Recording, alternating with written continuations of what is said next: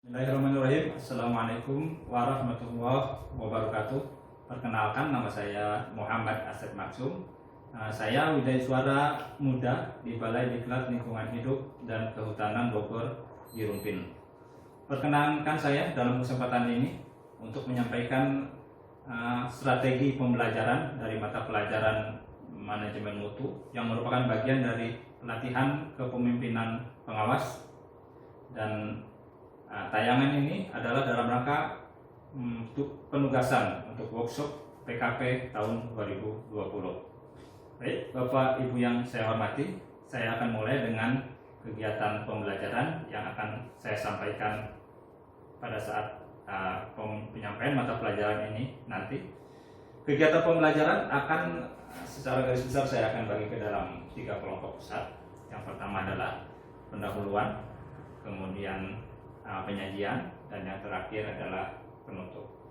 Dalam pendahuluan nanti akan saya sampaikan pertama tentunya salam dan perkenalan, kemudian bagaimana keterkaitan antar agenda dalam PKP ini dan mapel dalam agenda 3 ya.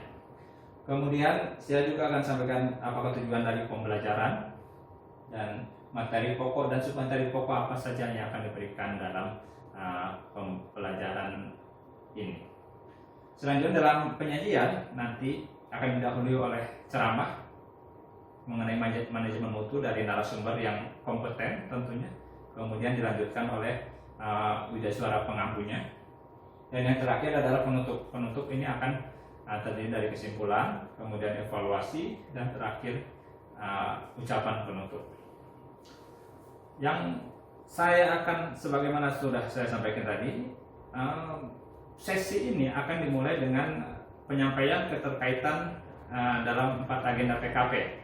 Jadi di awal ini peserta akan disampaikan kembali, diingatkan kembali sudah sampai mana mereka mengikuti pelatihan kepemimpinan pengawas ini. Mereka telah mengikuti agenda 1, yaitu kepemimpinan Pancasila dan bela negara. Kemudian mereka juga telah melewati agenda 2, kepemimpinan pelayanan, dan saat ini mereka berada di agenda 3, yaitu pengendalian pekerjaan. Sebelum nanti masuk ke agenda 4 adalah aktualisasi kepemimpinan. Jadi sesi ini saya akan mengingat kembali bagaimana keterkaitan di antara masing-masing agenda tersebut. Kemudian barulah masuk ke mata pelajaran atau mata pelatihan. Mata pelatihan yang akan disampaikan dalam sesi ini adalah manajemen mutu. Kembali saya akan mengingatkan di mana posisi mereka, bahwasanya dalam agenda ketiga ini sebetulnya mereka telah melalui 4 agenda, dan di dalam 4 mata pelajaran, dan di dalam agenda ini ada 7, di mana manajemen mutu merupakan salah satu di antara ke-7 mata pelajaran dalam agenda pengendalian pekerjaan. Selanjutnya, sebagaimana saya sampaikan di awal juga saya akan menyampaikan kompetensi dasar apa yang diharapkan akan mereka dapatkan setelah mengikuti pembelajaran di mata pelajaran ini. Mereka kompetensi dasar yang diharapkan akan mereka peroleh adalah bahwasanya setelah mengikuti pembelajaran ini mereka akan memahami apa itu manajemen mutu dan dapat menerapkan teknik-teknik pengendalian mutu yang relevan dengan pelaksanaan tugas mereka sebagai pejabat pengawas di instansinya masing-masing. Lalu dalam rangka pencapaian kompetensi dasar ini juga akan disampaikan indikator-indikator keberhasilan apa saja yang harus mereka peroleh sehingga dapat mencapai kompetensi dasar yang tadi telah disampaikan. Ada 6 indikator keberhasilan. Yang pertama adalah peserta akan dapat menjelaskan substansi ceramah manajemen mutu yang akan nanti disampaikan oleh narasumber terkait. Ya. Kemudian yang kedua, peserta akan dapat menjelaskan perkembangan dan ruang lingkup manajemen mutu. Selanjutnya yang ketiga adalah peserta akan dapat menjelaskan apa itu standar mutu menurut ISO dan juga menurut SNI. Kemudian yang keempat, peserta akan dapat menjelaskan apa itu sistem pengendalian intern pemerintah atau yang kita kenal sebagai SPIP. Yang kelima, peserta akan dapat menjelaskan teknik-teknik pengendalian mutu dan teknik-teknik yang relevan dengan tugas peserta di instansinya masing-masing. Dan yang terakhir, untuk indikator keberhasilan yang akan mereka peroleh adalah peserta akan dapat menjelaskan bagaimana cara menganalisis masalah manajemen mutu.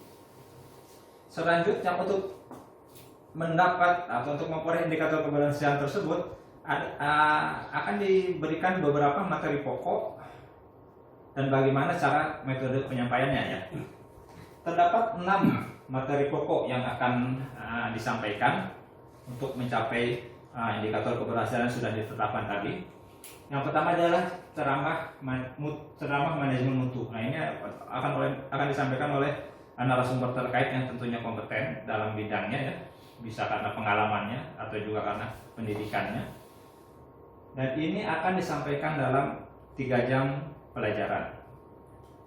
Metode yang akan disampaikan adalah ceramah interaktif, ceramah di mana peserta dapat dengan aktif untuk bertanya, tanya jawab di sana ya. Kemudian materi yang kedua adalah perkembangan dan ruang lingkup manajemen mutu. Materi ini akan disampaikan dalam 2 jam pelajaran ya. Kemudian penyampaiannya adalah yang pertama dengan ceramah interaktif ya.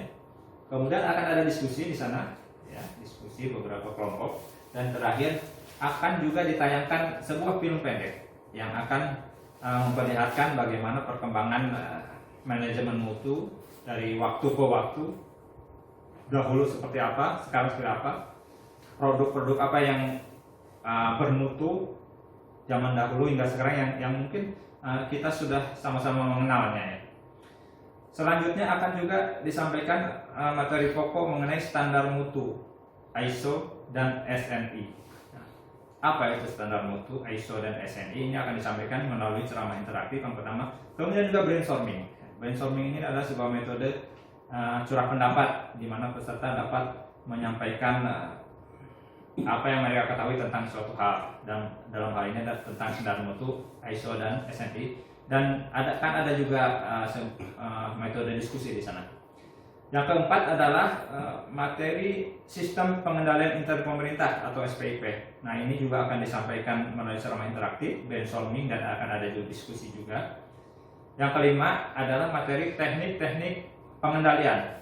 Nah, ini ceramah interaktif, brainstorming, dan diskusi. Di sini juga dalam sesi ini juga akan ada pemberian studi kasus. Jadi masing-masing nanti kelompok akan diberikan beberapa studi kasus untuk dapat mereka analisis, untuk mereka dapat olah dengan teknik-teknik yang sebelumnya telah diperkenalkan. Dan yang terakhir adalah analisa permasalahan manajemen mutu dan solusinya. Ini akan disampaikan dalam 3 jam pembelajaran ya. Akan ada ceramah interaktif, kemudian brainstorming, diskusi kelompok semacam FGD, dan nanti diakhiri oleh presentasi dari masing-masing kelompok berdasarkan diskusi yang telah mereka berdasarkan rumusan yang dihasilkan dari diskusi yang telah mereka laksanakan. Baik, saya akan coba masuk ke submateri apa yang termuat dari masing-masing materi pokok. Untuk materi perkembangan dan ruang lingkup manajemen mutu akan ada 6 submateri ya, mulai dari sejarah perkembangannya, dari masa ke masa seperti apa. Kemudian pengertian mutu, apa itu pengertian, ciri-cirinya, karakteristiknya, kriterianya itu akan dijelaskan di sini. Kemudian manajemen mutu itu sendiri, apa yang dimaksud dengan manajemen mutu itu sendiri. Nah, ini juga akan disampaikan sebagai salah satu submateri. Ya, kemudian prinsip TQM atau Total Quality Management ya. Prinsip-prinsip apa untuk mencapai TQM ini. Kemudian tahapan, bagaimana tahapan atau proses dari manajemen mutu ini. Dan yang terakhir adalah komponen-komponen apa yang menjadi bagian dari manajemen mutu. Kemudian materi pokok berikutnya adalah standar mutu menurut ISO dan SNI. Nah, dalam materi pokok ini akan ada beberapa submateri pokok ya. Ada 4. Yang pertama pengertian apa itu ISO, apa itu SNI. Ini akan disampaikan. Kemudian standar ISO. Standar apa itu standar ISO, dan standar-standar apa saja yang sudah dimunculkan atau diterbitkan oleh ISO ya. Kemudian ada standar SNI, standar apa itu standar SNI. Kemudian sudah ada berapa jenis standar dari SNI itu akan disampaikan. Dan terakhir relevansinya. Relevansi dari manajemen mutu baik itu ISO maupun SNI yang relevan dengan pelaksanaan tugas di instansi pemerintah. Selanjutnya untuk materi pokok SPIP itu akan ada 6 submateri pokok di sana. Yang pertama tujuan dan unsur-unsur SPIP apa saja. Kemudian bagaimana prinsip umum dan tahapan dari SPIP. Selanjutnya upaya pengendalian mutu dalam SPIP. Kemudian bagaimana karakteristik pengendalian yang efektif ya sebagai bagian dari SPIP. Kemudian akan juga disampaikan SOP untuk menjamin mutu dan submateri pokok yang terakhir adalah dokumen SOP APD. Selanjutnya untuk materi pokok teknik-teknik pengendalian akan ada 2 submateri pokok di sana, mulai dari pengertian pengendalian, apa itu pengendalian, dan kemudian pengelompokan teknik pengendalian. Nah, pengelompokan teknik pengendalian ini akan didahului dengan pengenalan teknik-tekniknya. Jadi ada teknik-teknik apa saja yang bisa digunakan untuk pengendalian mutu dan bagaimana pengelompokannya. Itu yang akan disampaikan dalam materi pokok ini. Kemudian untuk materi pokok yang terakhir adalah analisis masalah dan solusi. Nah, dalam sesi ini akan disampaikan 2 submateri pokok di sana. Ada analisis bab akibat, bagaimana kita menganalisis bab dari sebuah masalah, kemudian bagaimana kita menganalisis akibat dari masalah tersebut, dan bagaimana kita merumuskan sebuah solusi berdasarkan masalah yang telah kita analisis. Itu adalah materi pokok yang akan disampaikan sebelum nanti sesi terakhir, yaitu berupa penutup. Nah, dalam sesi penutup ini akan kita bagi dalam 2 bagian besar. Yang pertama adalah kesimpulan. Di sana akan ditarik kesimpulan secara bersama. Jadi kesimpulan tidak berasal dari seorang WI, namun juga dari peserta. Apakah yang telah mereka dapatkan dari pembelajaran yang telah dilaksanakan dari awal sesi hingga terakhir. Ya. Kemudian yang kedua adalah evaluasi. Nah, evaluasi akan terbagi 2. Yang pertama ini proses dan yang ketiga hasil. Apakah mereka menikmati proses pembelajaran, hikmah apa dari proses tersebut. Kemudian bagaimana hasilnya, apakah mereka memang sudah dapat memahami dengan baik pembelajaran pada sesi ini. Itu merupakan bagian dari penutup. Dan yang terakhir akan ditutup dengan tentunya ucapan terima kasih dan apresiasi kepada peserta atas kesertaan aktif mereka dalam sesi yang telah diikuti secara bersama-sama. Itu mungkin yang dapat saya sampaikan sebagai konsep strategi pembelajaran untuk mata pelajaran manajemen mutu untuk diklat PKP ini. Demikian, terima kasih, mudah-mudahan ada manfaatnya. Assalamualaikum warahmatullahi wabarakatuh.